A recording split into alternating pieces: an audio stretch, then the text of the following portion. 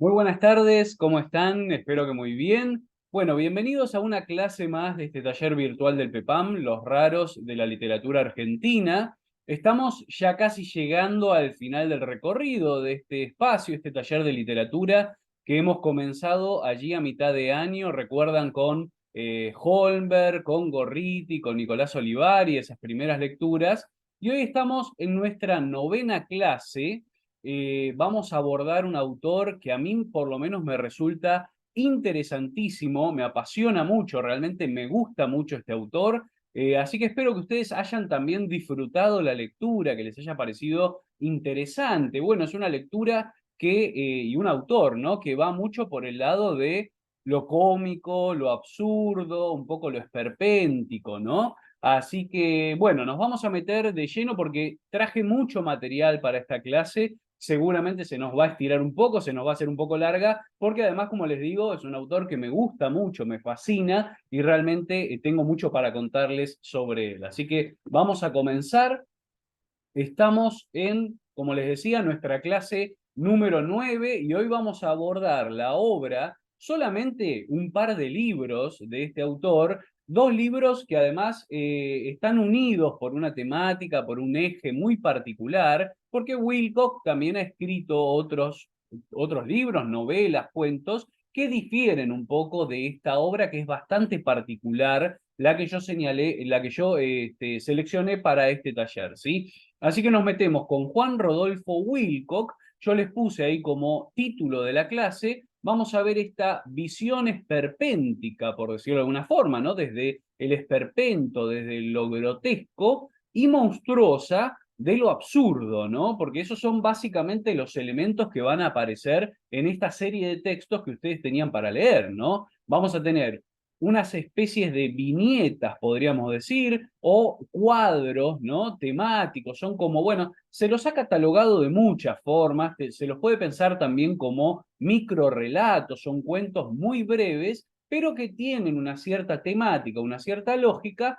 que siempre apela a lo absurdo, ¿no? A lo cómico, a lo irracional, ¿sí? Y también a estos elementos que aparecen acá, ¿no? A lo esperpéntico y a lo monstruoso, ¿sí? Ahora vamos a meternos bien con esto, pero bueno, esto para que lo tengan en cuenta. Antes de comenzar, esto que ven acá de fondo, esta obra pictórica muy, muy particular, muy especial, después les voy a mostrar algo más de este artista. Es un pintor, bueno, de la época del Renacimiento, ¿no? Giuseppe Arcimboldo es un pintor italiano, obviamente. Fíjense ustedes lo que hacía este artista, ¿no?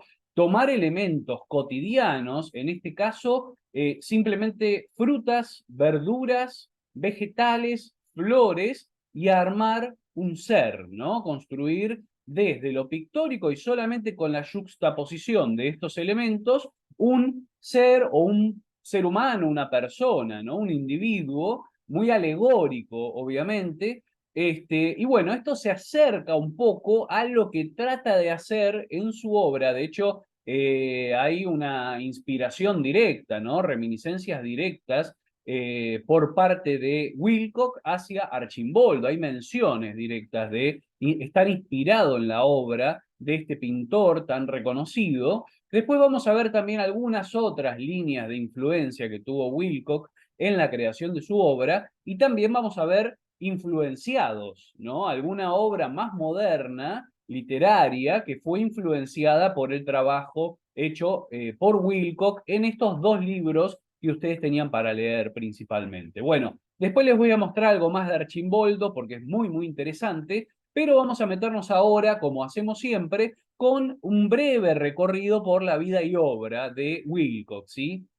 Nace, como bien dice ahí, en el año 1919, es hijo de padre inglés y de madre argentina, ¿sí? O sea, tiene este doble linaje. Se recibió de ingeniero civil, la carrera que estudió, ingeniería civil, en 1943, pero esta es una profesión que, bueno, como han hecho muchos otros, ¿no? También que escritores que por ahí estudian leyes, abogacía, alguna otra carrera, pero luego terminan dejándola, ¿no? Haciéndola a un lado para dedicarse de lleno a la literatura, como fue que hizo en este caso Wilcock, ¿sí? formó parte del círculo de amigos en el que estaban, por ejemplo, y entre otros, Borges, Bioy y Silvino Campo. Esto ya lo vimos un poco la clase pasada cuando hablábamos de José Bianco, que había sido el secretario de redacción de la revista Sur, y creo que en ese momento yo ya les mencioné todo este círculo íntimo de amigos, de amistades que se nucleaban en torno a la revista Sur, entre los cuales estaba Wilcock, ¿sí? Bien, con Silvino Campo, por ejemplo, publicó en 1956 una obra de teatro en colaboración que se tituló Los Traidores. Recordemos que también vimos otras obras en colaboración de este mismo grupo, ¿no? La antología de la literatura fantástica que recopilaron Borges, Bioy y Silvina, o la obra que escribieron en conjunto Bioy y Silvina, Los que aman odian, ¿sí? Ya estuvimos hablando un poco de esto. Bueno, era parte, bueno, y ni hablar obviamente de la colaboración entre Borges y Bioy, ¿no? Que tienen varios libros en conjunto e incluso crearon un autor ficticio que es Bustos Domecq, a través del cual publicaban relatos policiales, ¿sí? Es decir, en este grupo bueno, se daba esta dinámica de las publicaciones conjuntas o en colaboración, ¿sí? Bien, Wilcock dirigió entre 1942 y 1944 la revista Verde Memoria, una revista especialmente enfocada en poesía, ahora vamos a verla dentro de un ratito, y entre 1945 y el 47 la revista Disco, ¿sí? Son dos publicaciones que dirigió Wilcock. Colaboró en distintos diarios y revistas literarias, ahora en un ratito vamos a ver algo de esto, y acá viene algo importante, ¿no? Un detalle interesante. Si bien Wilcock es argentino, a partir de 1957 se estableció en Italia y permaneció directamente allí todo el resto de su vida hasta su muerte 21 años después. ¿Por qué es importante este detalle? Es importante porque aquí, al momento de analizar y de leer en este taller de literatura argentina la obra de Wilcock, estamos haciendo una pequeña trampita. ¿Por qué? Porque, bueno, es un escritor argentino, nació en Argentina, pero la gran mayoría de su obra, incluso los dos libros que ustedes tuvieron para leer, los escribió en Italia, los escribió en italiano y los publicó allá primero. Es decir, que lo que nosotros leemos de El libro de los monstruos, El estereoscopio de los solitarios, y lo mismo se aplica para muchos otros libros de Wilcock, es una traducción hecha por otro escritor de lo que Wilcock originalmente escribió en italiano, ¿sí? Eso lo van a ver muy, muy claro, especialmente en el libro de los monstruos, ¿sí? Ustedes habrán visto que toda esa galería de personajes que construye Wilcock ahí son todos, bueno, hombres y mujeres de distintas profesiones italianos, ¿no? Los dicen los nombres son nombres de personas italianas, ¿no? Así que bueno, esto es un detalle a tener en cuenta al momento de meterse con la obra de Wilco, que estamos accediendo a una obra, a un autor a través de una traducción. Bien, en ese lapso, como les puse ahí, ¿no? Y un poco lo que les venía diciendo recién, escribió su obra narrativa más admirable, que se agrega a su inicial carrera poética. Esto lo vamos a ver ahora en un ratito. Empezó como poeta, Wilcock, pero bueno, no era realmente un gran poeta y no era una gran poesía, así que es realmente favorable que se haya volcado a la narrativa y a este tipo de narrativa en particular que lo caracteriza mucho, digamos, acá, a través de esta intervención y de este tipo de libros, Wilcock logró construir un estilo personal, ¿no? Un modo de narrar muy, muy personal. Bueno, también se desempeñó como traductor de distintos tipos de obras. Bueno, hay, por ejemplo, hay varias ediciones de tanto los cuentos como los diarios de Franz Kafka que fueron íntegramente traducidos por Wilcock, ¿sí? Lo cual es una linda obra para abordar, ¿sí? Porque ahí tenemos la dupla Kafka-Wilcock, ¿no? Muy, muy interesante realmente. Bien, un poco hablando de la obra literaria, ¿no? Ya nos metemos con la literatura y la escritura. Incursionó prácticamente en todos los géneros literarios, lo tenemos escribiendo poesía de forma temprana, relatos, novelas, teatro, cuentos, ¿no? Prácticamente cualquier género de literatura, bueno, Wilcock escribió algo sobre ello. Como ya dijimos, escribió sus obras principales en italiano, Su obra lo muestra dueño de una imaginación insólita. Esto es muy importante, ¿sí? Imaginación, estos elementos que aparecen acá, ¿no? Imaginación insólita, sentido del humor irónico y afín a los temas surrealistas, ¿no? Un sentido del humor muy apegado al surrealismo, a lo onírico, al absurdo, ¿no? A lo irreal, ¿sí? Bueno, afín a temas surrealistas, monstruosos, esperpénticos, lo que ya veíamos desde el título.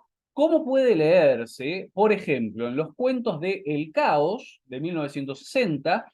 El Caos es un libro de cuentos propiamente dichos, ¿sí? Cuentos extensos, la mayoría de ellos de entre 6 y 15 páginas más o menos, con una construcción narrativa distinta, es decir, se diferencia mucho de lo que es, por ejemplo, estas viñetas o estos cuadros, retratos que leemos en el libro de los monstruos y el estereoscopio de los solitarios, ¿sí?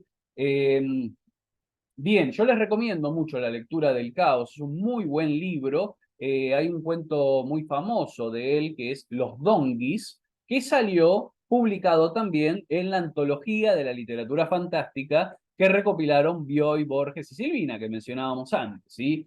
Bien, también esto puede encontrarse en las narraciones breves de El estereoscopio de los solitarios del año 72, El libro de los monstruos del 78, esos son los dos que teníamos para leer, y La sinagoga de los iconoclastas. Es otro libro muy parecido a los dos que nosotros leímos, pero los personajes que crea, bueno, tienen alguna temática distinta, son generalmente biografías ficticias de personajes que en algunos casos existieron realmente en la historia, ¿no? Esto es algo que ya se había practicado antes, y lo vamos a ver dentro de un ratito. El primero que construye este tipo de ficciones, como las que hace, en este caso, Wilcock, es Marcel Schwob. Ahora en un ratito vamos a llegar ahí, lo vamos a ver, ¿sí? Bien, también este mismo estilo surrealista, humorístico, de gran imaginación, aparece en las novelas El ingeniero del 75, El templo etrusco del 73, y fíjense ya con el título de esta última novela que les voy a mencionar, ya nos pinta a Wilcock de cuerpo entero, ¿no? La boda de Hitler y María Antonieta en el infierno, del año 85, ya con el título ya sabemos que estamos frente a algo absolutamente insólito, ¿no? Así que bueno, esto por parte de la vida y obra de Wilcock. Bien, y hagamos un repaso muy rápido por lo que son las publicaciones literarias, ¿no? Las revistas. En este caso, Verde Memoria, que ya les mencioné antes, que se publicó entre junio del 42 y junio del 44, muy poquitos números llegaron a salir. Bueno, una revista, como dice ahí, de poesía y de crítica, dirigida, en este caso, por el propio Wilcox, ¿sí? Después tenemos algunas de estas poesías que yo les mencionaba, que publica Wilcox a una edad muy temprana, ¿no? Originalmente. Fíjense, en la revista El Sauce, perdón, en la revista Sauce, en los números 2, 3, sale este texto muy breve, un poema muy breve de Wilcox, titulado El poeta, ¿no? Fíjense abajo que tiene una pequeña biografía, ¿no? Y dice, Wilcox es uno de los poetas jóvenes que con más legitimidad ha merecido el aprecio unánime de la crítica. Es decir, estamos frente a un Wilcox que todavía no ha escrito su obra por la cual va a ser reconocido en el futuro, ¿no? De todas formas, reconocido hasta ahí nomás, ¿sí? Porque Wilcox, aún hoy en día, y aunque se lo lee en ciertos círculos, sigue siendo un escritor prácticamente desconocido en cualquier círculo, ¿sí? No sé, ustedes después me pueden comentar en el foro si en algún momento lo habían escuchado o habían leído algo de él, pero es realmente un autor que está muy poco leído y bastante desconocido aquí en la Argentina, y curiosamente sí se lo lee mucho más y se lo conoce y estudia en Italia, ¿no? Donde publicó gran parte de su obra originalmente, ¿sí?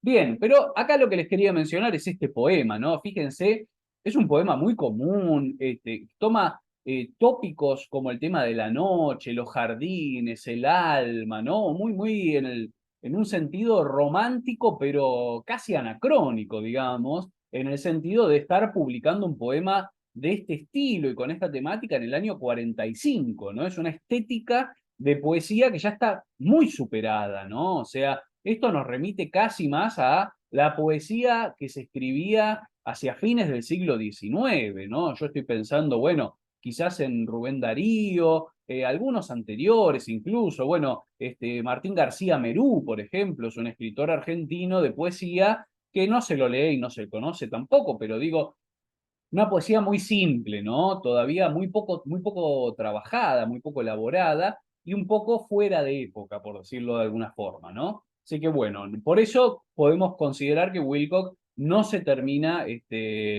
bueno, dedicando de lleno o obteniendo reconocimiento a través de su costado poético, ¿sí? Sino como narrador.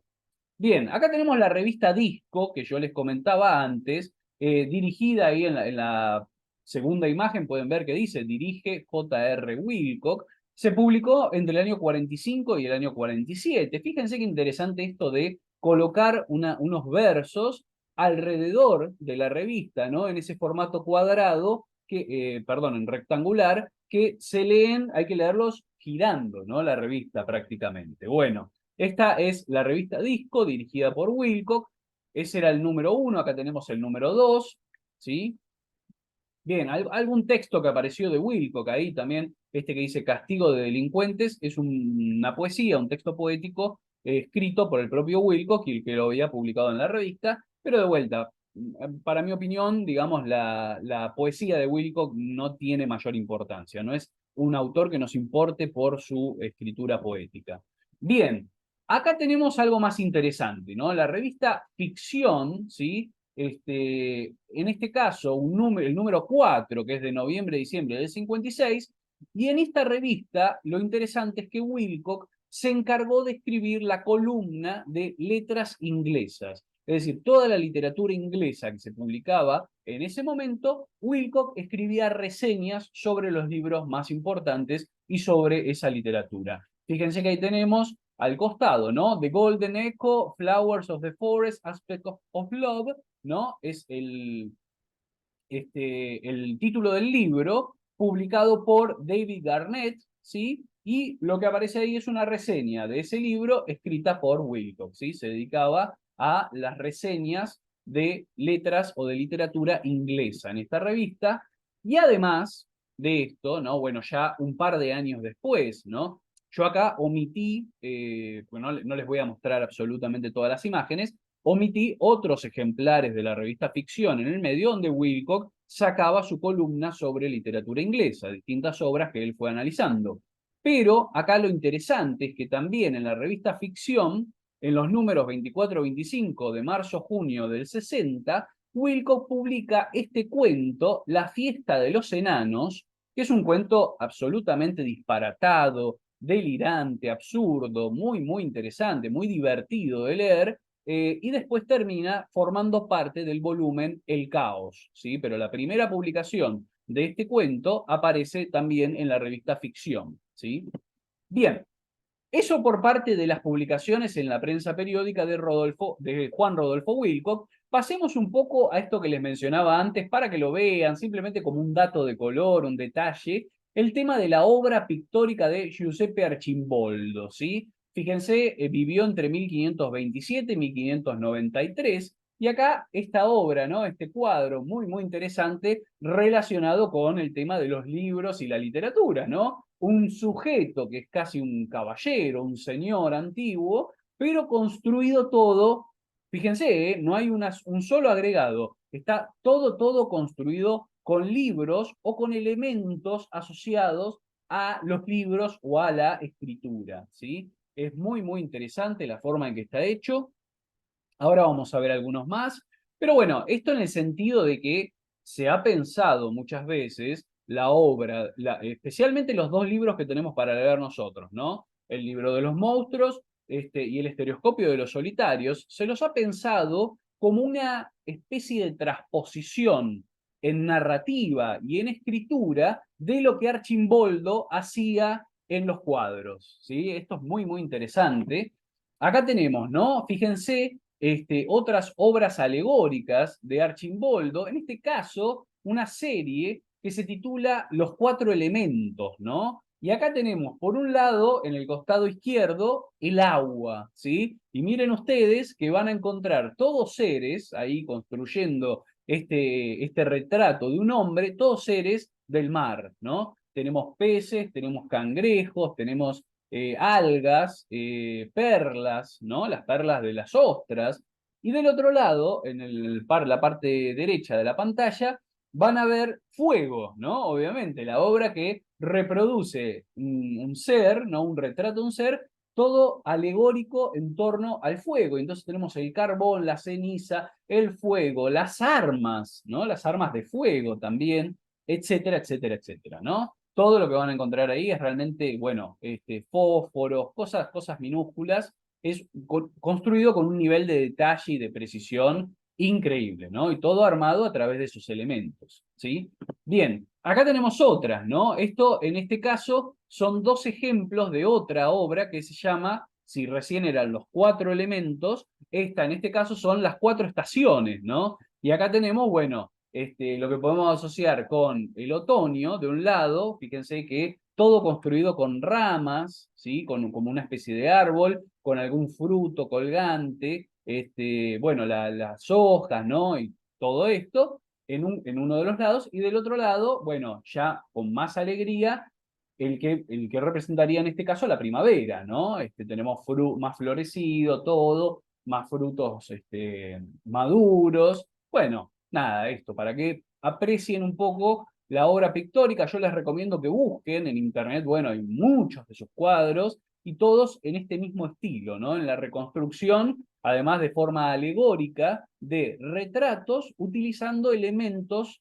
simbólicos que tienen que ver con un eje, con un tema, ¿no? En un caso, la primavera, en otro, el fuego, en otro, el agua, ¿no? Todo así, es realmente muy, muy complejo y muy interesante. Bueno, eso para que lo vieran, solamente espero que les haya gustado. Y ahora vamos a ver un poco el tema de las influencias directas sobre la escritura. Acá ya pasamos a obras literarias, ¿sí? Influencias literarias sobre la escritura de estos dos libros de Rodolfo Wilcock.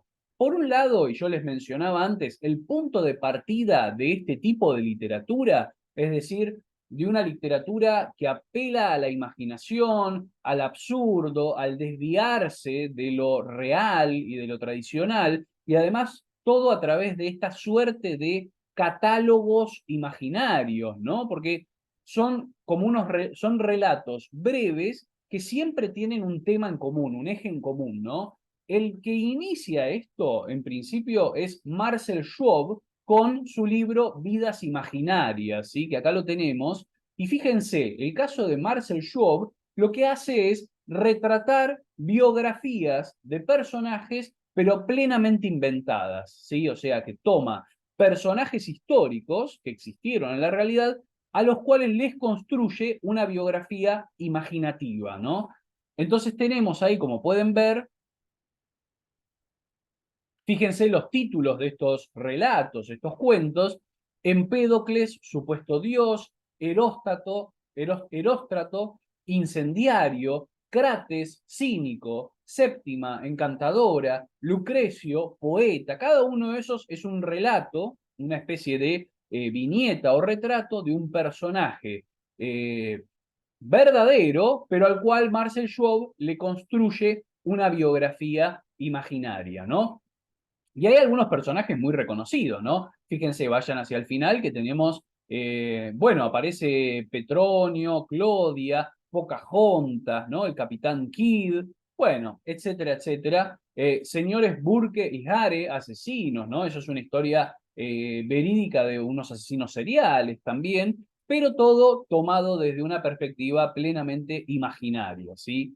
Bien, y un ejemplo parecido de este tipo de libros, que también funciona como influencia de lo que hace Wilcock, nos lo da el propio Borges, ¿sí? Borges, una de sus primeras obras, la primera de él en cuanto a escritura de narraciones, de narrativa, es Historia Universal de la Infamia, libro de 1935, y una serie de relatos que, de vuelta, como en el caso de Marcel Schwab, Borges, por supuesto, está inspirado en la obra de Marcel Schwab, al cual admiraba y sobre el cual escribe bastante Borges, bueno, en este libro lo que hace es reconstruir las biografías también de personajes infames, ¿no? Pero de vuelta, ¿no? Tenemos como punto de partida algún personaje que existió de verdad, pero Borges arma unas biografías y unos retratos totalmente inventados. Algo importante de este libro es que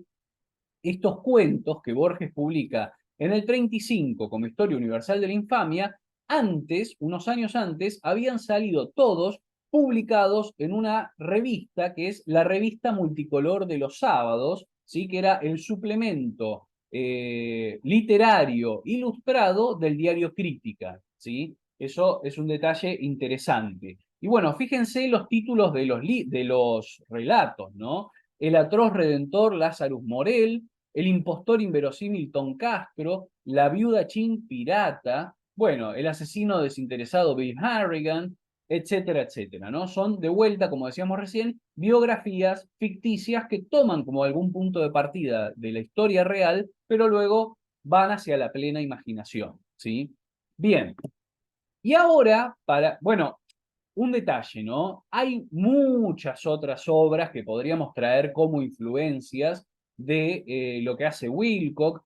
Podemos pensar, por ejemplo, también en la obra de Italo Calvino, ¿no? En Las ciudades invisibles de Italo Calvino, solamente que en ese caso lo que tenemos en vez de biografías o de personajes infames son ciudades, ciudades imaginarias, ¿sí? Esa podría ser también otra influencia. Pero bueno, les menciono algunas nada más. Y también, además, encontramos varios ejemplos en el caso de los influenciados, ¿no? Hay una obra de un escritor argentino que es Daniel Gebel, ¿sí? Que ahora no recuerdo completamente el título, es algo así como artistas, a ver, artistas furiosos o artistas inventados. Bueno, es una obra de Goebbels, un libro de Goebbels que también va en este mismo estilo parecido al de la reconstrucción de biografías ficticias, solamente que todo enfocado a artistas, ¿sí? Artistas plásticos,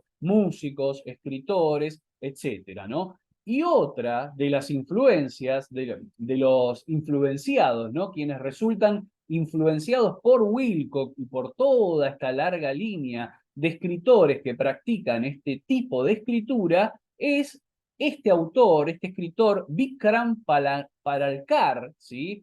Es una obra muy moderna, acaba de salir hace algunos años, si no me equivoco, es del año 2016, ay, perdón, en 2014, está ahí en la filmina, 2014, Las aflicciones de Vikram Paralkar, es un libro que yo les recomiendo muy fuertemente porque es verdaderamente ingenioso, realmente imaginativo. Lo que tenemos en este caso, si teníamos, digamos, en los casos de Borges, de Marcel Schwab, biografías, en el caso de Calvino, ciudades, en el caso de Wilcock, seres imaginarios y monstruosos, en el caso de Vikram Paralkar, lo que tenemos son enfermedades ficticias, enfermedades inventadas, ¿sí? Lo cual es absolutamente increíble. Es la historia de un monje en un convento, ¿no? Que encuentra un libro que es una enciclopedia inventada, obviamente, ficticia,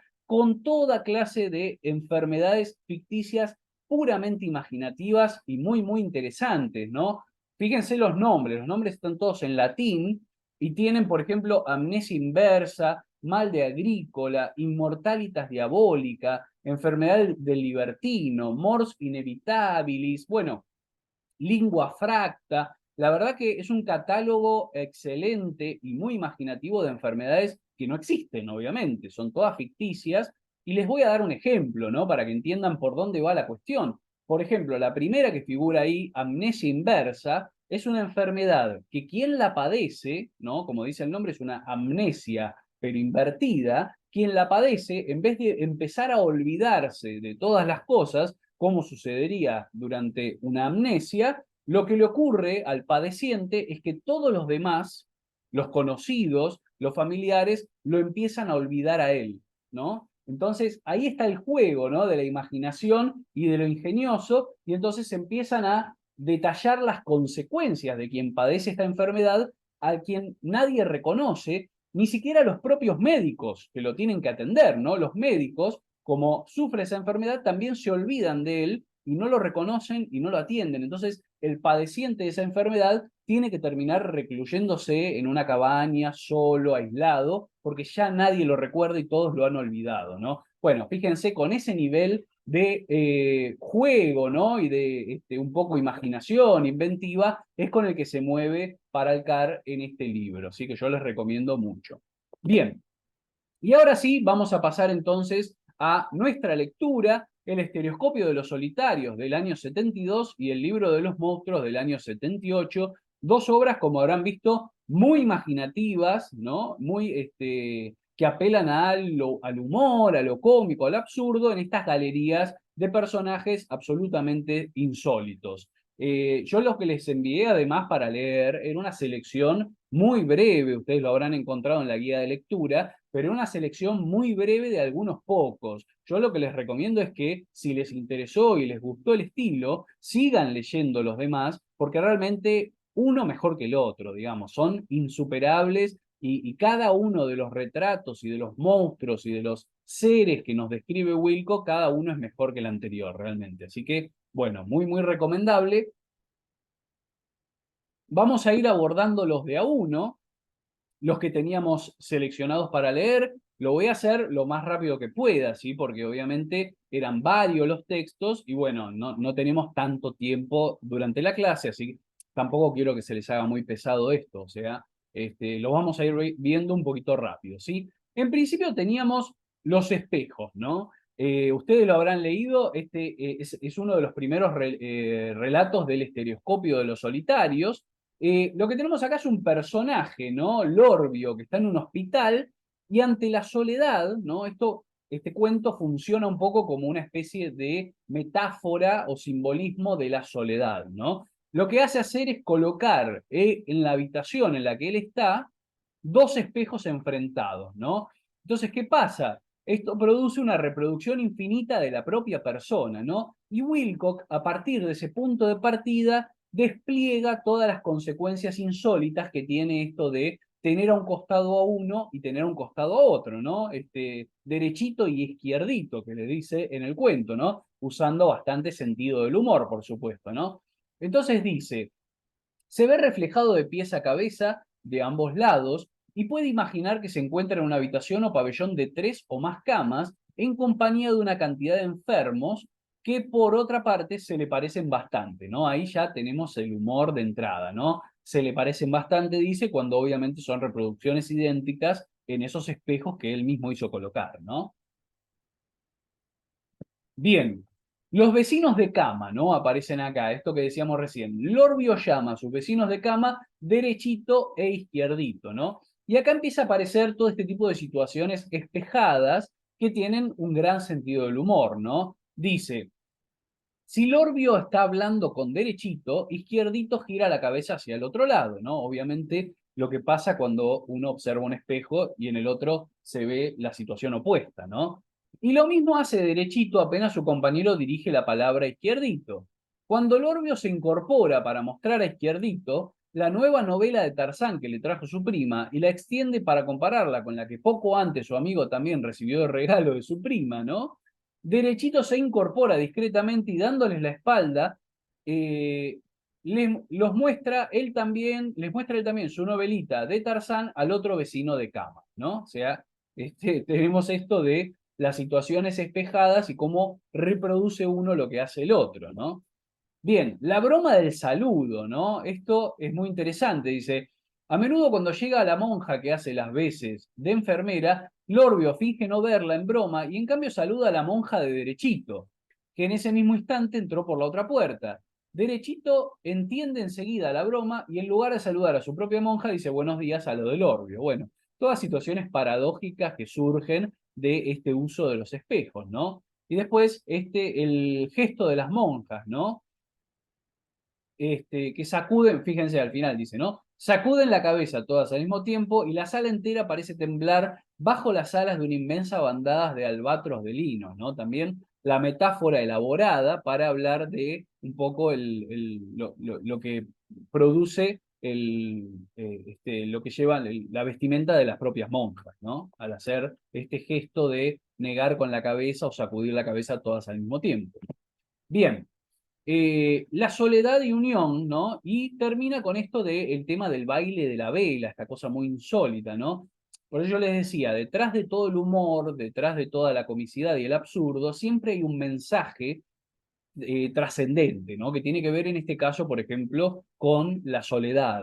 Después vamos a encontrar mensajes relacionados con las dinámicas de pareja, por ejemplo, ¿no? Bueno, y muchas otras cuestiones. Ahora lo vamos a ver. Acá dice, a pesar de su unanimidad de movimientos, en realidad cada uno de ellos está obligado a vivir, por decirlo de algún modo, encerrado en sí mismo. Sin embargo, de noche es como si estuviesen más unidos.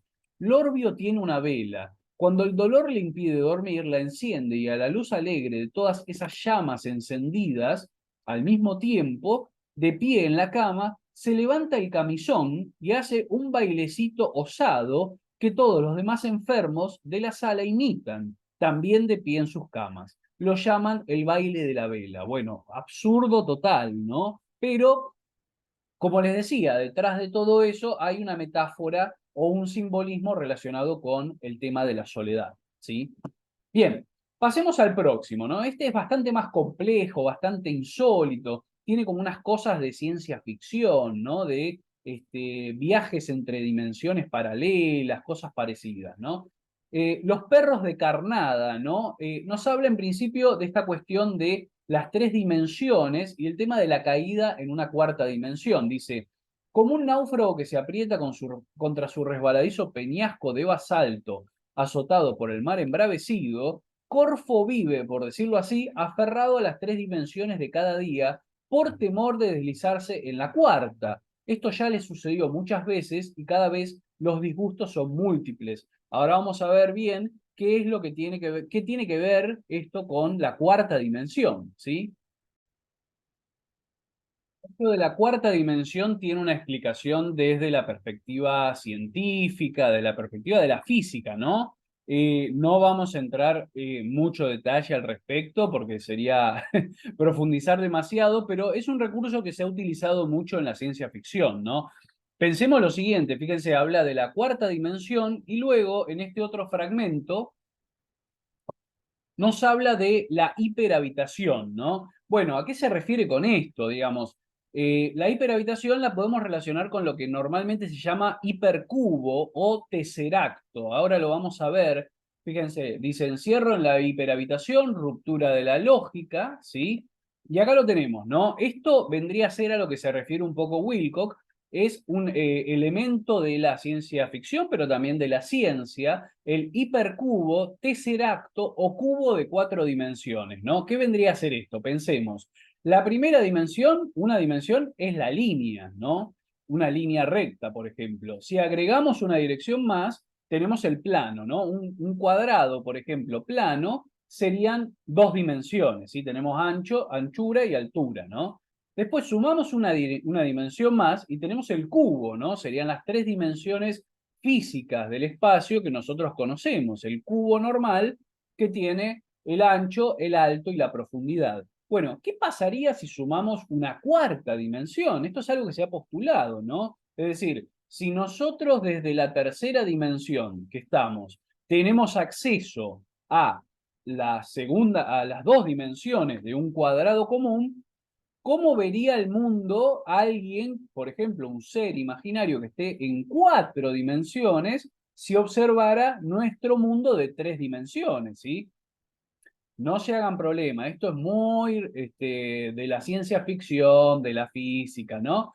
La cuestión es que si ampliamos una dimensión más después del cubo, nos encontramos con esto, ¿no? Con el hipercubo. Fíjense ahí, hay como una especie de representación física de cómo sería más o menos, y vamos a leer esta definición que aparece acá al costado, que yo la tomé de internet, dice, en geometría, el tesseracto es el análogo en cuatro dimensiones del cubo. O expresado en otras palabras, el tesseracto guarda con el cubo una relación igual a la que el cubo guarda con respecto al cuadrado, lo que decíamos recién, ¿no?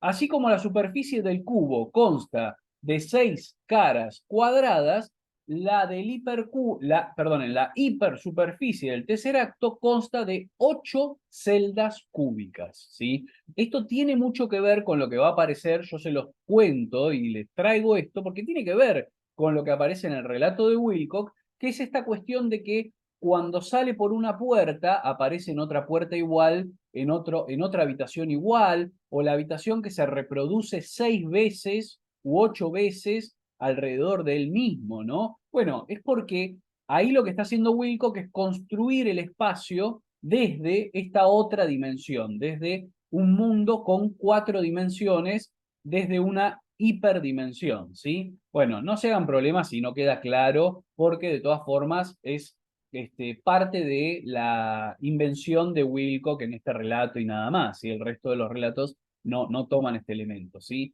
El tercer acto o el hipercubo también tiene presencia en el cine, ¿sí? Ustedes lo van a poder encontrar, esto, el tema de las múltiples dimensiones, especialmente en una película, ¿no? Que se llama Interestelar, yo se las recomiendo mucho, es una muy buena película de ciencia ficción y trata estos elementos de las múltiples dimensiones y especialmente aparece al final de la película un tercer acto, ¿sí? Donde un padre, se comunica con su hija a través de esta comunicación entre distintas dimensiones, ¿no? Y fíjense que la reproducción de cómo sería estar en el interior de un tercer acto es parecido a esto que describe Wilcock, ¿no? Es como una habitación que tiene muchas habitaciones adyacentes alrededor y en la cual uno puede pasar a la otra, caer, digamos, como dice Wilcock, de una en la otra inesperadamente, ¿no?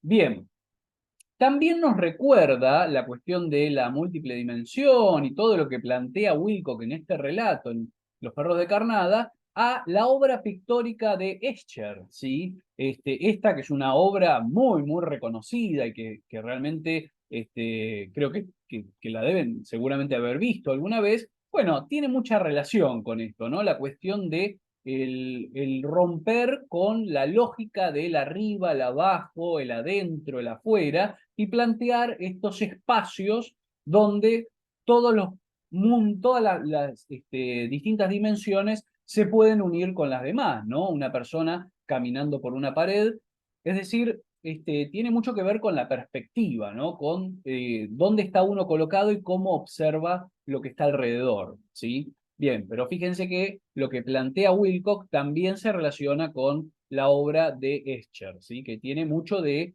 matemático, de lógica y de todos estos elementos que veníamos mencionando antes.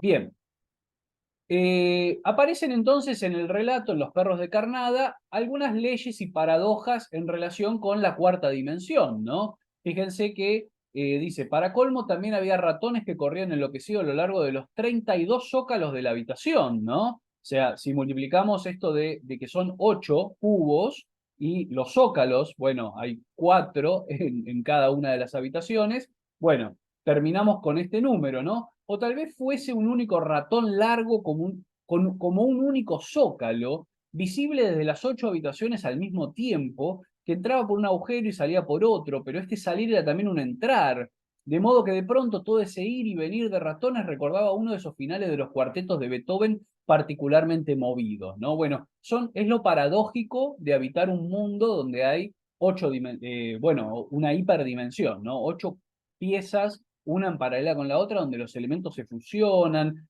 lo que entra también sale al mismo tiempo, son todas paradojas y leyes de esta cuarta dimensión, ¿sí? Bien, el cruce de umbrales, ¿no? Y está este episodio de la piscina y de los castaños, ¿vieron? Donde al caer por un lado, de golpe aparece metido, sumergido dentro del agua, ¿no? Dice, por desgracia, estos deslizamientos lo toman de sorpresa, casi siempre en el acto de cruzar un umbral o un alféizar.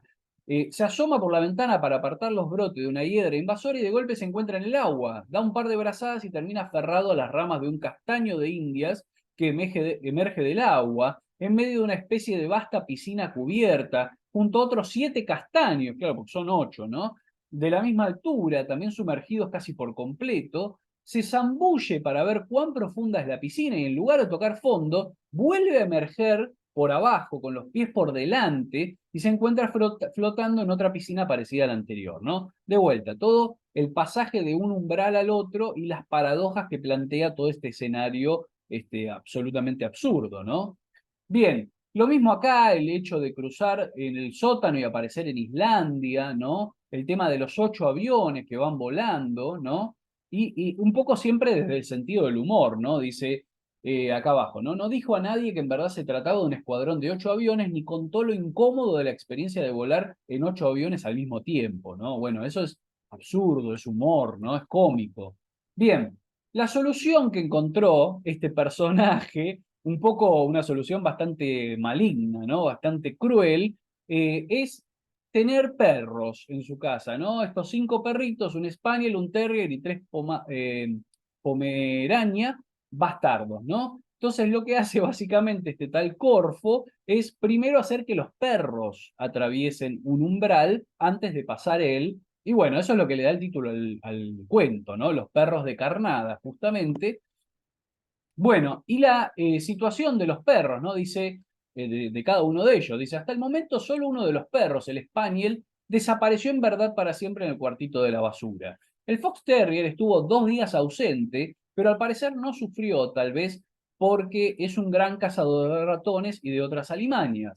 A uno de los bastardos, en cambio, le sucedió algo insólito. Entró distraídamente en el cuarto de baño cuando nadie lo miraba y un minuto después la portera lo trajo de regreso con un pájaro maloliente en la boca.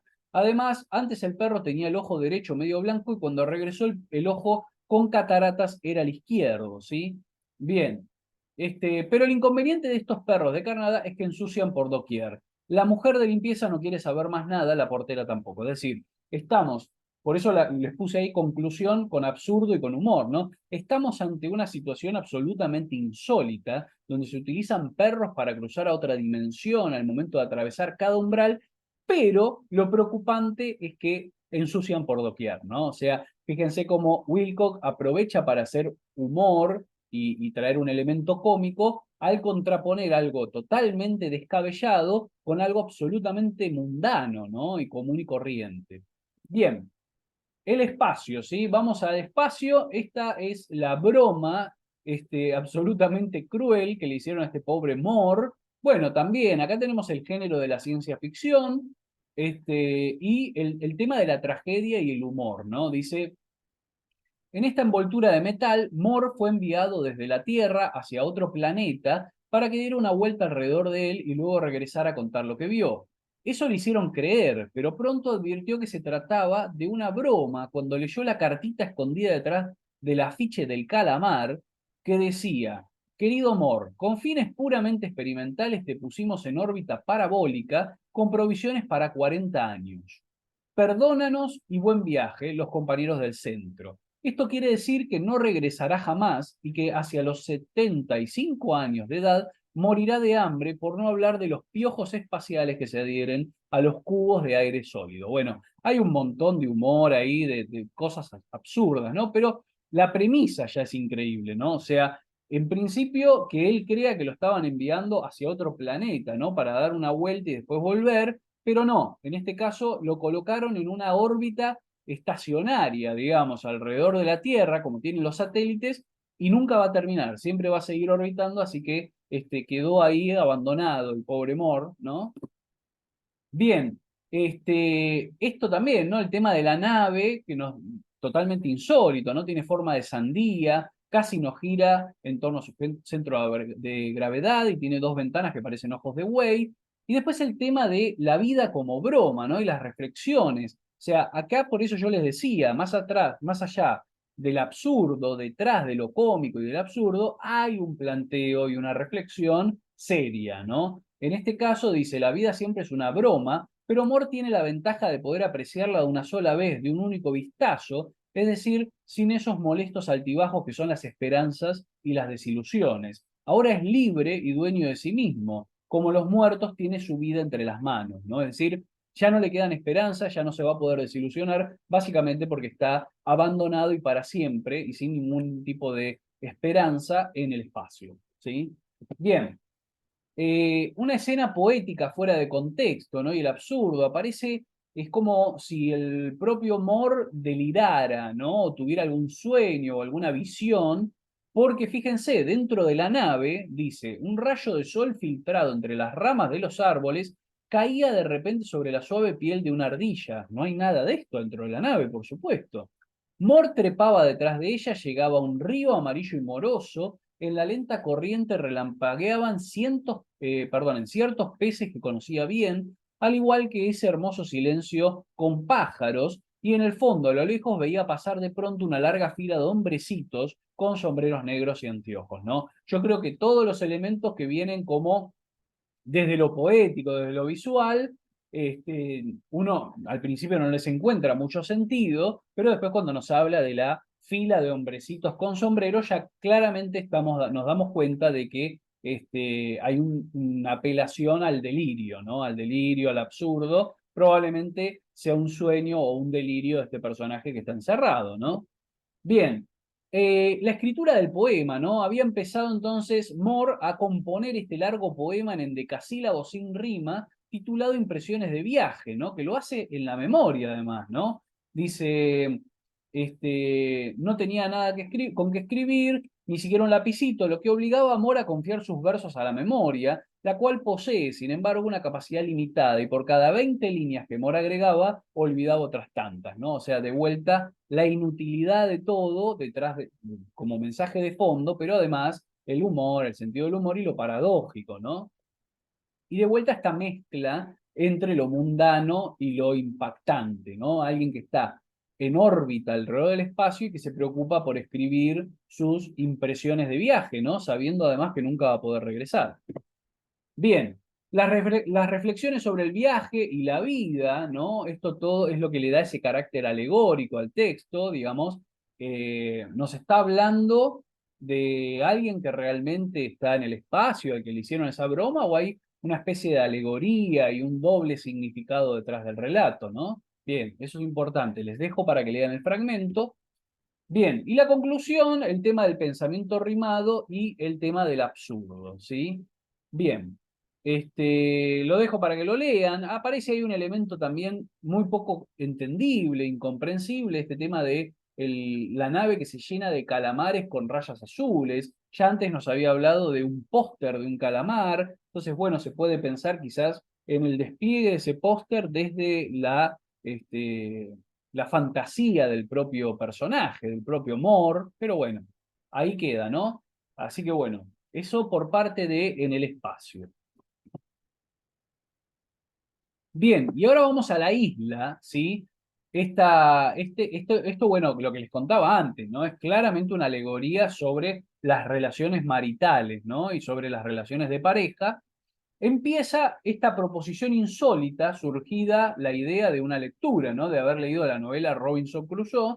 Este personaje, Gromivo, que decide transformar su departamento en una isla, ¿no? Entonces, bueno, esto obviamente pone muy mal a su mujer en un primer momento, porque en vez de comprar más cosas, decide despojarse de absolutamente todo, ¿no? Bien, y acá empiezan, ¿no? Estas diferencias conyugales, el tema de conservar o empezar de cero, ¿no? Dice, marido y mujer decidieron de común acuerdo redactar una lista de artículos que salvarían del naufragio, pero lo que naufragó en la lista, en cambio, fue el común acuerdo, porque no solo Crabúa, la esposa, quería conservar todo, sino que hablaba de nuevas adquisiciones como reposeras, sombrillas, mosquiteros. Bromivo, por el contrario, quería volver a empezar de cero, es decir, con apenas un martillo y 1 kilo de clavos de distintos tamaños, ¿no? Pensemos, como les decía antes, que detrás de todo el humor y el absurdo de lo que escribe Wilcock hay un mensaje profundo, ¿sí? Acá estamos hablando de una diferencia conyugal entre alguien que quiere seguir avanzando y alguien que quiere empezar de cero, ¿no? Hay un mensaje detrás de todo esto. Bien, la escena del exilio de los muebles, el tema de la exageración, el grotesco, ¿no? Bueno, les dejo acá para que lo lean, porque no, si no, se nos va a hacer extremadamente largo la lectura de todos los fragmentos. La felicidad conyugal, una especie de retorno, un primitivismo, ¿no? Un retorno a lo más básico, ¿no? A despojarse de todo. Y el tema del absurdo, ¿no? Por un lado, este tema de estar en una isla, pero en realidad basándose en Robinson Crusoe, pero estar en la casa. Y después el tema de cambiarle el nombre a la mujer, ¿no? Que le pone Viernes, en honor, obviamente, al personaje que también aparece en Robinson Crusoe, ¿no? Bien. Objetos útiles, claro, porque a pesar de todo esto, el protagonista sigue yendo al trabajo, ¿no? Entonces después va al trabajo y después vuelve a su isla. Y en el camino encuentra objetos útiles, ¿no? Entre comillas, que le sirven para lo que está armando en su nueva casa, en su nueva isla, ¿no? Entonces ahí hay una enumeración caótica por parte de Wilcock muy interesante, ¿no? Porque también con buen humor, con absurdo, dice la tapa de una rueda de automóvil, una esponja, una banana exótica, un simpático animalito para compañía o alimento, cáscaras de papa para sembrar, un teodolito con una sola pata, y hasta una oveja muerta la noche en que se quedó para cerrar el balance, ¿no? Bueno, todos estos elementos que no tienen gran utilidad, pero bueno, en el caso de este personaje que está en una isla, le servirían, ¿no? Bien, después tenemos un descenso a lo salvaje directamente, mezcla de lo primitivo y de lo moderno, ¿no? Tenemos la mezcla porque se siguen escuchando los gritos de estar inmerso dentro de la ciudad, los gritos, los ruidos y todo lo que produce la ciudad, pero en ese aislamiento como en una isla propia, ¿no? Bien, el final irónico y el tono nostálgico, ¿no? El final es muy interesante porque dice, a veces él se levanta y dirigiendo la mirada esperanzada hacia los vidrios de la ventana, empañados por el frío, velados por la lluvia, murmura, si pasaron barcos, es decir, trabajó todo esto para poder estar en una isla aislado, pero de alguna forma está esperanzado esperando algo, ¿no? Bueno, esto que les contaba de que puede verse como una alegoría, ¿no? Y con un mensaje profundo detrás de lo que está escrito, ¿sí? Bien, finalmente, en cuanto a los textos de El estereoscopio de los solitarios, nos queda el Pronzón, ¿sí? Lo voy a saltear muy rápido porque quiero que veamos algunos del libro de los monstruos. Tenemos la computadora insólita, ¿no? Y los elementos inesperados. Bueno, es esta especie de computadora, ¿no? Que dice bueno, los elementos que componen la computadora, ¿no? Son absolutamente absurdos, ¿no? Una pila de revistas del sindicato de peluqueros de señoras, un reloj amuleto con forma de plancha, una bola de cristal con la torre de Pisa nevada adentro, ¿no? No tiene ningún sentido y además nada que se pueda asociar con la construcción real de una computadora, ¿no? Bien, la enumeración caótica de distintos dispositivos, ¿no? También 3 televisores de diversos tamaños desarmados, bien, una tostadora de pan con mecanismo de expulsión automático, un astrolabio, un teléfono, un péndulo, etcétera, etcétera, etcétera, ¿no? Bien, ¿para qué sirve el Pronzón? ¿Sí? ¿Cuál es la función de esta computadora tan insólita? Bueno, la destrucción de los enemigos barriales, ¿no? Y acá utiliza mucho sentido del humor, mucha crítica, ¿no? Acá tenemos un texto con bastante crítica social, ¿no? Una especie de un personaje antisocial, ¿no? Que, bueno, quiere destruir a todos los enemigos que tiene en el barrio, para lo cual construye esta computadora, ¿no? El verdulero, bueno, el administrador, etcétera, etcétera, ¿no? Bien, también para la destrucción de enemigos del trabajo, ¿no? Dice, aunque prefirió no ensañarse, se limitó a provocar un choque múltiple en la autopista, bueno, y da algunos detalles sobre este episodio. La destrucción de familiares molestos también, ¿no? Como les decía, todo en un sentido de crítica, crítica social, ¿no? Los tíos, la mujer, los primos, etcétera, y nos cuenta qué efecto produjo la computadora sobre cada uno de estos familiares, ¿sí? Bien. Hasta ahí entonces con los cuentos que pertenecen a el estereoscopio de los solitarios, ¿sí? Pasemos ahora un poco al libro de los monstruos. Libro de los monstruos que tiene toda esta galería de personajes italianos, cada uno con un nombre y con características muy especiales, ¿no? El primero de ellos es Anastomos, que es un ser hecho de espejos, ¿sí? Dice, es bellísimo, está todo hecho de espejos, o para ser preciso, todo recubierto de espejitos más pequeños en el rostro, más anchos en la espalda y en el pecho, ¿no? Bueno, ¿cuáles son las consecuencias, ¿no? De esto, ¿no? Aparece como un reflejo de lo amado, es decir, quien ve a Anastomos queda absolutamente desbordado porque se refleja lo que uno ama, ¿no? El hecho de que uno no lo pueda tocar tampoco, porque está totalmente hecho de espejos, ¿no? Obviamente, y emite mucho brillo también, ¿no? Bien, la geometría, fíjense la descripción, ¿no? Dice, con su piel de espejos, Anastomos es para nosotros la geometría y por ende la música, ¿no? Eso suena muy medio borgiano por ahí, por ese lado, pero bueno, esos juegos que hace Wilcock, ¿no? Para calificar a las cosas. Después tenemos a Zulemo Moss, que es en un cenicero, ¿no? Sin ambición, vuelto malvado, ¿no? Como les decía, Wilcock lleva la imaginación al extremo, lo absurdo al total extremo, ¿no? Fíjense el planteo que dice, el señor Zulemo Moss terminó mal.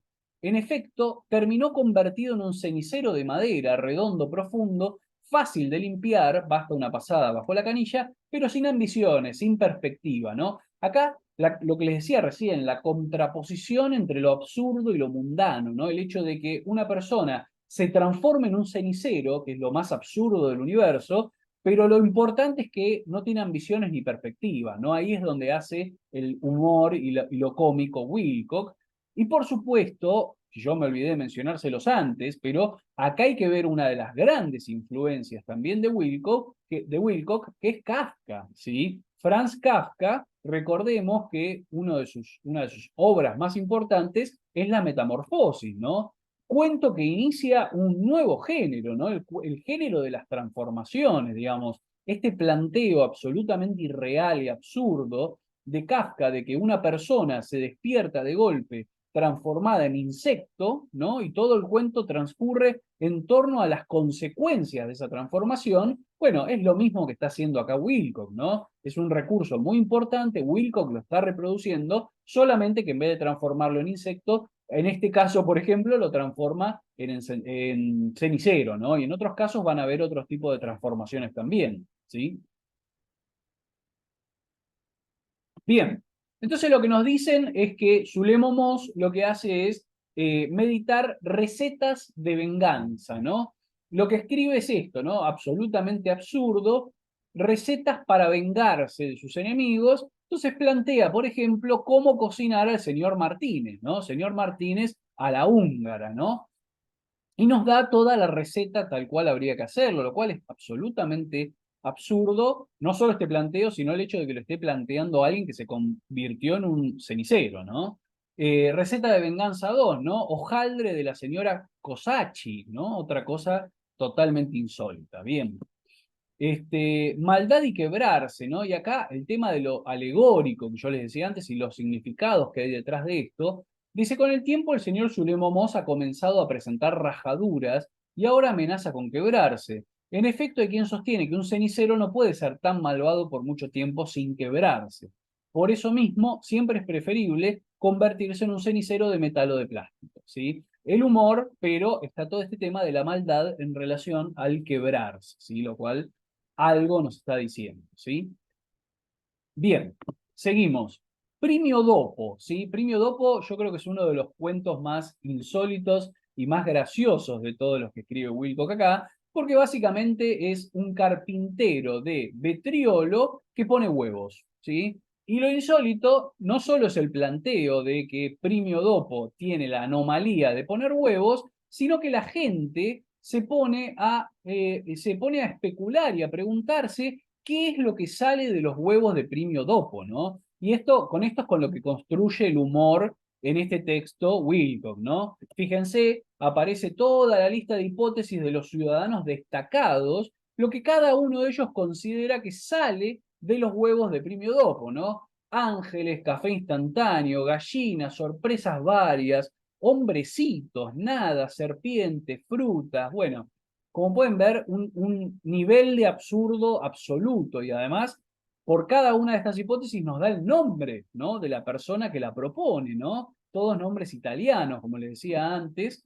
Bueno, ¿no? Hortalizas, dinosaurios prehistóricos, premios en efectivo, piedras, conejitos, muñecas, fideos al huevo, pichones de pavo, miel, alguna porquería. Bueno, nadie sabe exactamente qué es lo que sale, pero todos tienen su hipótesis, ¿no? Bien, siguen. Acá hay otra página más, les dejo para que lo lean, ya lo habrán leído seguro. Espero que al menos les haya arrancado una sonrisa, ¿no? Una mínima sonrisa, o una risa, estas propuestas tan absurdas, tan insólitas de Wilcock, ¿sí? Bien, pasamos al próximo que es Estio Daudaven, es un Australopithecus semiótico, y acá de vuelta, como en muchos de los textos de Wilcock, aparece una crítica, ¿no? Una crítica velada. Hay muchos de estos textos donde los personajes tienen una profesión que Wilcock parece querer criticar, pero bueno, claro, como en este caso, es un semiólogo, pero que es un Australopithecus, ¿no? O sea, no ha dado el salto evolutivo hacia el Homo sapiens, ¿no? Es casi como un simio, digamos, ¿no? Bien, acá las palabras que usa, ¿no? Simio, homínido fósil, ¿no? El tema de los paleontólogos, etcétera. Bueno, habla de la semiótica estructuralista y lo utiliza, por supuesto, elementos de crítica, de ironía, de humor para parodiar a los semiólogos, ¿no? Y a los que estudian semiótica, ¿no? Como calificándolos como Australopithecus. Bien, acá de vuelta, ¿no? Crítica de humor, expresiones grandilocuentes. Bueno, eso, ¿no? Lo vamos a pasar un poco rápido. Paso al próximo, acá lo mismo, esto acaba en el mismo sentido, ¿no? Recién teníamos un semiólogo y acá tenemos a Verlo Zenobi, que es un crítico literario, que es en realidad una masa de gusanos, ¿no? Acá ya la crítica no es tan velada, directamente es un insulto prácticamente, ¿no? Dice, el crítico literario Verlo Zenobi es una masa de gusanos, un amasijo de forma indefinida, aunque supone que en su interior debe haber alguna estructura que lo sostiene, ¿no? Bueno, todo este planteo, la renovación de los gusanos, ¿no? La crítica y el humor irónico en torno a cómo, bueno, ¿no? La pregunta que con más frecuencia se le ocurre a los lectores de Zenobi, quien además es director de la página cultural de un importante matutino. Acá también hay que prestar atención que Wilcock probablemente está pegándole a algún personaje que él mismo conoció, ¿no? Es la siguiente, ¿estos gusanos son siempre los mismos o se renuevan, ¿no? Esa sería la pregunta que se hace. Bien, la crítica, ¿no? Y los insultos velados, yo les decía, dice, en ocasión de la entrega de los premios literarios más importantes, la bola de gusanos parece adquirir vida nueva. Es además asesor de las mejores editoriales y se murmura que cobra no menos de 17 sueldos diferentes, todos correspondientes a asesoramientos literarios, incluso televisivos, pero, por otra parte, es cierto que los gusanos parasitarios consumen enormes cantidades de alimento, ¿no? O sea, acá directamente a alguien que seguramente tenía en mente Wilcock, lo está llamando gusano parasitario, ¿no? Así abiertamente. Bien, Ilio Collio es un asistente social aceitoso. Bueno, vieron que este es uno de esos ejemplos de absurdo y además un poco asqueroso también, ¿no? Donde Wilcock va por el costado de lo grotesco. Es esta persona que emana una especie de aceite, ¿no? Y además del absurdo y del grotesco, acá lo que hay es un humor físico, ¿no? Uno podría pensar que si este texto de Wilcock sería llevado a un video o a la televisión, sería muy humorístico y muy cómico en cuanto a la reproducción física, ¿no? De una persona que todo el tiempo constantemente se está cayendo, se está resbalando por este propio aceite que él mismo emana, ¿no? Bien, la escena cómica, ¿no? El impedimento de sus funciones, ¿no? Dice, ¿cómo se hace para ofrecer consuelo en estas condiciones de deslizamiento permanente, ¿no? Bueno, eso por el lado de este personaje, ¿no? La crítica social, el absurdo y la tarea imposible, ¿no? Es imposible hacer cualquier cosa siendo una persona que está constantemente cayéndose y derramando ese aceite que lo hace trastabillar y caerse todo el tiempo, ¿sí? Bien.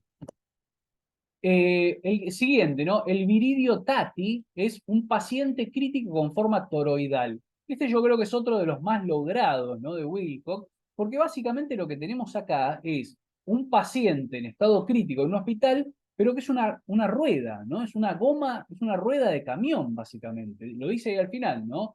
Es decir, la forma toroidal, que es la de un neumático de camión. Y entonces al momento de describirlo, ¿no? Y de hablarnos de los exámenes que se le practican, es totalmente absurdo, ¿no? Porque dice, por ejemplo, la enorme rosca había perdido los miembros, que más tarde se encontraron resecos a los pies de la cama, y la cabeza había quedado reducida a un tubito, semejante a la válvula que sirve para inflar precisamente una goma de camión. El electroencefalógrafo, aplicado a la mencionada válvula, o mejor dicho, a su capuchón, suministraba como antes un encefalograma de onda cero, que es el equivalente de la muerte biológica, pero el toro del viridio continúa teniendo pulso e inflándose rítmicamente, aunque con la ayuda del respirador o neumotórax artificial.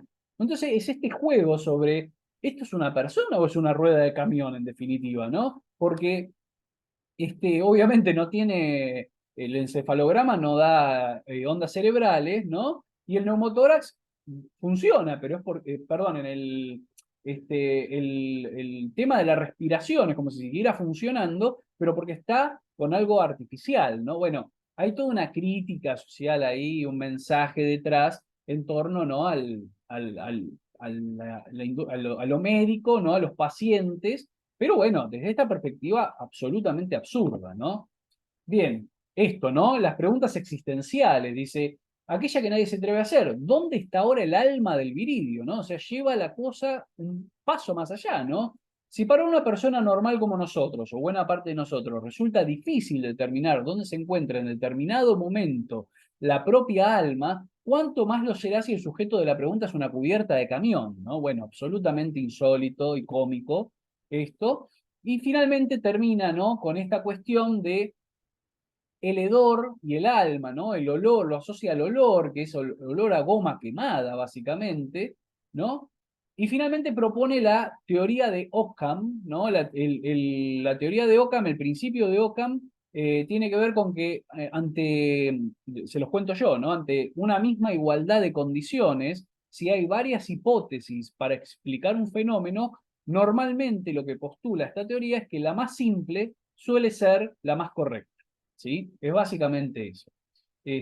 Así que bueno, lo relaciona con esta cuestión acá en torno a el viridio Tati y la goma de camión. ¿Sí? Bien, seguimos. El veterinario Lurio Tontino, ¿no? Que es un asteroide veterinario y bromista, ¿no? Bueno, esto ya, el veterinario que es un asteroide, pero además afecto a las bromas, ¿no? Es una cosa insólita totalmente. Gasta bromas de mal gusto, ¿no? Totalmente insólitas, ¿no? Cosas que, bueno, este, oscilan entre lo que puede hacer un ser biológico, pero desde la perspectiva de un asteroide, ¿no? Fue el junto a un meteorito que lo perseguía como un perro quien utilizó el aeropuerto de Abidjan en la costa de Marfil para impedir el aterrizaje de Paulo VI. Fue él quien sepultó con una avalancha a Fidel Castro en los alrededores de Saint-Maurice. Bromas de mal gusto, dirán, pero tal vez sean las únicas bromas al alcance de un asteroide, ¿no? Bien.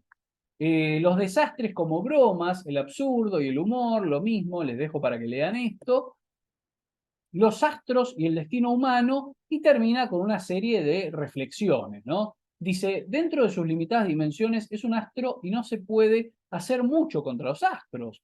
Recorren serenamente sus órbitas mientras deciden nuestros destinos. También es cierto que nuestros destinos son de por sí una maraña tan inextricable que ningún astro, ni siquiera una estrella de primera magnitud, podría mejorarlos, solo se puede empeorarlos. El veterinario tontino no es el único que nos hace caer de las escaleras o nos deja sin batería. De asteroides solamente hay 3.000 y quién sabe cuántos astros en general. Así anda el mundo, cualquiera puede verlo, ¿no? Una reflexión de crítica, pero también dentro del absurdo, una vez más, ¿no? Bien, el doctor Arrigo Plotz, ¿no? Un metafísico que se volvió la nada, este es muy interesante también, les dejo para que lo lean, pero bueno, básicamente se transforma en la nada, ¿no? Se anula, un ser que queda absolutamente anulado, la invención desde la nada de lo inexistente y lo vacío, ¿no? Bueno, es muy también en relación con lo físico, con lo paradójico, ¿no? Viene también por ese lado. Lo inexistente, el tema de la exageración y el extremo, y el absurdo. Fíjense, dice, En él conviven todas las cosas que no existen, todos los círculos cuadrados, plantea todos los elementos que no existirían, ¿no? Todas las comadrejas que leen estas líneas, todos los cisnes blancos que son negros, todas las soluciones del problema nacional, la historia y el psicoanálisis, la religión católica y Dios. Esta última hipótesis de que se haya transformado en Dios también lo convertiría en el consumado inventor de las cosas que existen, de todos nosotros, de todo, ¿no? Por lo tanto, lo paradójico, ¿no? La oposición entre lo paradójico. Bien, y finalmente llegamos al último de los que tenían para ustedes para leer, que es Ocas Navi, ¿no? Muy, muy interesante, porque es un nombre negativo, ¿no? Básicamente, Ocas Navi es el nombre Iván Saco al revés, ¿no? Ha cambiado su signo. Dice, esto quiere decir simplemente que si se le suma, o sea, es un nombre que funciona como un número negativo, podríamos decir, ¿no? Pero bueno, de todas formas está haciendo un juego con el tema de la palabra negativo, ¿no? Es decir, si se le suma otro ser humano, el resultado es cero, ¿sí? No bien cualquiera de ustedes o yo estamos junto a Ocas Navi, ya no queda nadie, ¿no? Es como un -1 y el 1 queda el 0, ¿no? Se anulan. Bien, las proposiciones insólitas en cuanto a lo negativo, ¿no? Si un grupo de personas conversa tranquilamente en un cuarto y llega Ocas Navi, siempre hay alguien que pregunta, ¿quién ha salido? ¿No? Hay una negación de una resta, digamos, de una persona. Su familia, constituida por el comercialista, la mujer y 2 hijos, está compuesta en concreto por apenas 2 personas, ¿no? Porque hay una negativa, un -1, que resta a la composición de estas 4 personas, ¿no? O sea, ya Ocas Navi de por sí no cuenta, pero además resta a otro más, ¿no? Así que terminan quedando 2. Bien. Paradojas matemáticas, ¿no? El tema de si está nacido o no nacido. En el número de los nacidos, Ocas Navi no es una entidad insignificante, sino solamente una unidad a restar. Por lo tanto, a sumar al número de los no nacidos. Pero en verdad se lo puede considerar no nacido cuando indudablemente muchos años atrás nació por lo menos una vez, ¿no? Esto es la paradoja, ¿no? La anulación transitoria y las reflexiones sobre la muerte. Dice, en el penoso episodio que lo volvió negativo, más bien puede verse, para ser precisos, una muerte doble, la suya y la de cualquiera que esté a su lado. Esta última, sin embargo, es una muerte transitoria que Ocas Navi lleva consigo y nos distribuye equitativamente mientras está con nosotros.